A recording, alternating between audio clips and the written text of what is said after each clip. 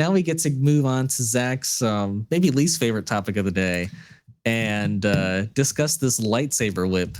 This stupid lightsaber whip. It sounds like you are not the most pleased with this addition, but you know, defend the whip. Defend it. I'm gonna. Well, so I want to hear your arguments against it, and then I can defend it from there. All right. Look. So I understand this is a character from the books. And recent books too. Recent books, and it's canon. Right. Sure. Mm-hmm. But canon and whatever you make canon doesn't always mean that it's, good. And this is my thought. This is my thinking about it. We have seen, we have our original just one lightsaber, one bladed, whatever you want to call it, saber. We have our double-sided lightsaber. We have two lightsabers at the same time. We have a lightsaber that has like hilts coming across like Kylo Ren. We have the spinning lightsaber. Right. But all of that is straight.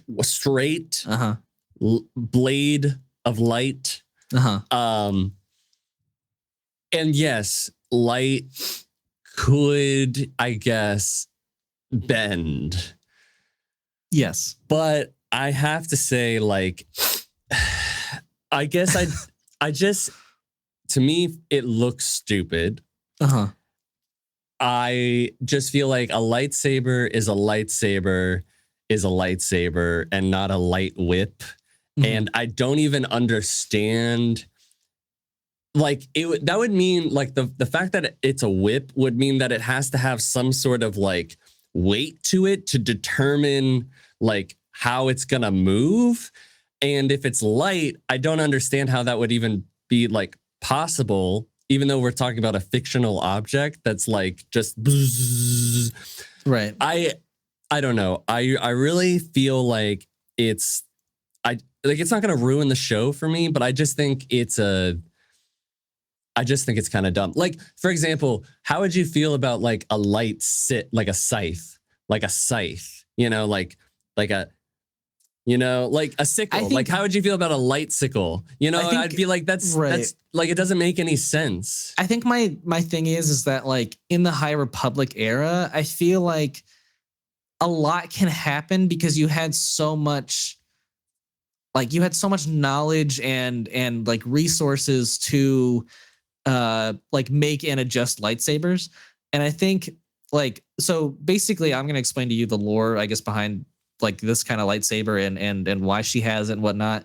But so lightsabers in general are like, the science behind them is that they're a stream of superheated plasma, and its blade shape is controlled by a magnetic field generator.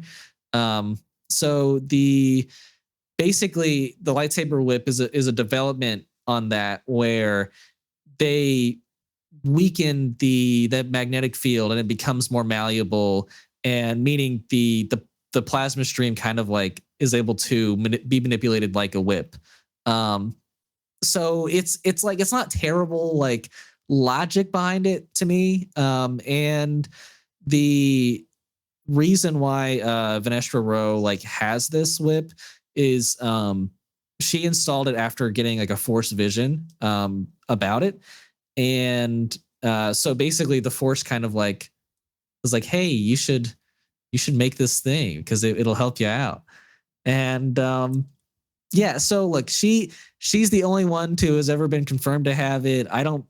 And so like, I think what makes it better to me is that because it's like a weakened like magnetic field, the like lightsaber itself is weaker in that state, is what they've explained. So it doesn't have like the full damage of like the lightsaber in its like, full state. So she's not like insanely busted with a lightsaber whip. So yeah, like I think because of those aspects, I don't hate it. It's logical. It's like it's weaker in that state. I don't know. I don't necessarily hate it. I think we are pushing lines that should not be crossed, because next thing you know, we're gonna get a light sickle, and then we're gonna get light karate, light Nunchucks. nunchucks. And I'm going to be like, what are we doing here? When does it stop? I think that this is a dangerous line to be going across. I don't think we should mess with the lightsaber. I agree. It's best, I think, to keep things simple. And I think the problem, I guess, with maybe Star Wars in general is that it's been around for so long that people want to keep seeing the line being pushed, right? Right. So look, I don't necessarily fully disagree with your point, but I don't hate this lightsaber whip either. I didn't love it at first, but the fact that there is good reason and lore behind it, and I like the lore behind it. I do. Look, the lore behind it is logical. I do understand it. I appreciate that it's at a weakened state. I appreciate that they're trying to make some sense of why it's malleable like that. Mm-hmm. I'll be interested to see in the show how it'll be helpful as opposed to just a normal lightsaber. Right. But we'll see. I don't know what difference it's going to make, but we'll see. You'd also be surprised to know that it was first introduced in the Legend stuff in '85 in a book. I still think it's. Yeah, it was basically used by Palpatine's successor in that book, and defeated Luke with that Lightwhip. So, well, I still think it's dumb.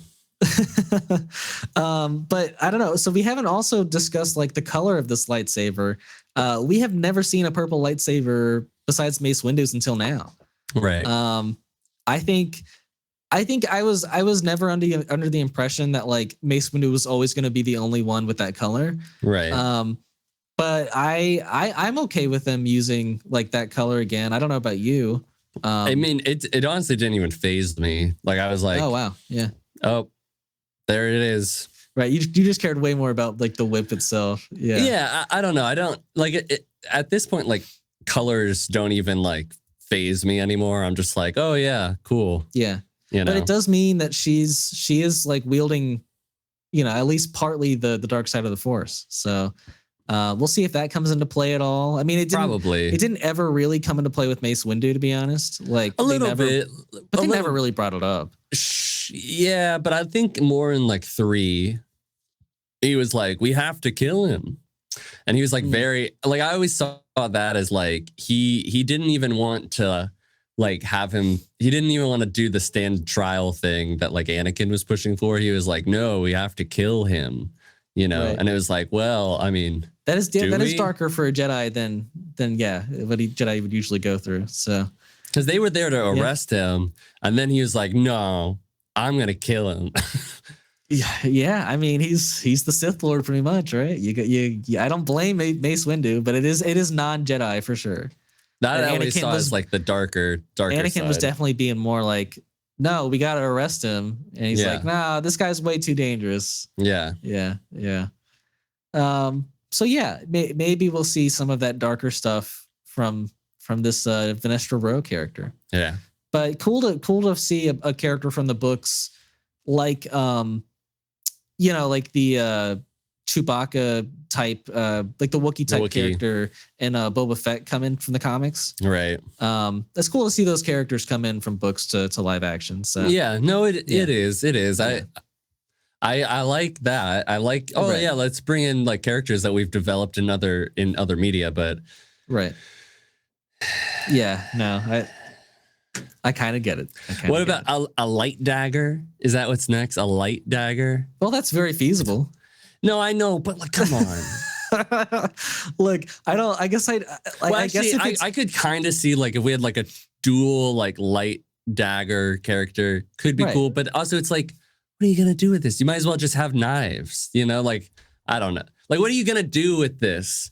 As opposed to this long saber that can actually cut through things, I don't know. Sure. You'd have to be really trained in knife combat to go up against a lightsaber. Yeah. But yeah, I guess what I was saying is that if it's in the High Republic era, I don't mind it since they had the resources back then, I guess. Like if you want to go a little weird with things back then, that's fine with me. But if it's after the fall of Order 66, I think I'm gonna have a problem with it. Right. Yeah.